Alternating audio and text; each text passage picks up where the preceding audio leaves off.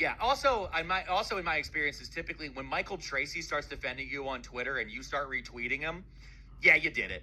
That's my opinion and experience. That's what I feel. I also think that when you get into a situation where it seems like there may be a pattern that adds to the seriousness, right? I think, and it is like, I mean, that kind of has to be so fucking horrifying for so many people, because it's like, what if you're the first and you're like, well, every other woman I've talked to says I'm great. And it's like, well, no one's gonna, like, there's just a huge chunk of people that aren't gonna believe you immediately. Yeah.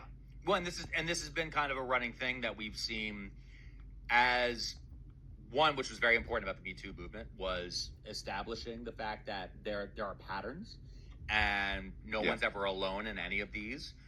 When it comes to Max Miller in particular, you don't exist with this many things and this many check marks. At one point, he said that he's never had a criminal, I think it was criminal conviction and things like that. But when he started going down it, and again, he's a rich guy from a suburb of, I believe it's Cleveland.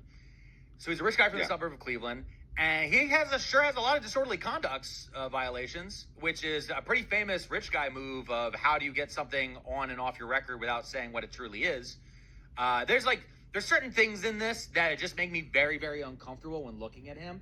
And the fact that so many of the Republicans have been cowards about this going on 3 years now. George Santos called him out as a woman beater on the floor of Congress. He said it into the record.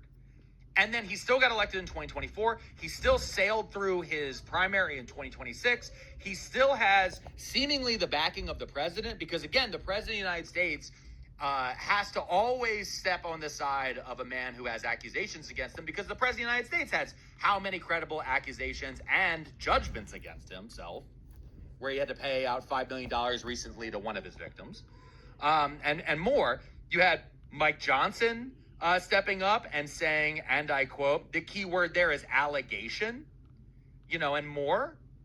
There's just a general cowardness when it comes to the grand old pedophile party when they always get into these things. Well, because here's the deal. It ultimately comes down to, and it's not unique to them, but you do see it more with them. It's ultimately a calculation. This is a seat that's, I believe, R plus 11. They're going against a Sanders-endorsed Democrat with the last name Poindexter.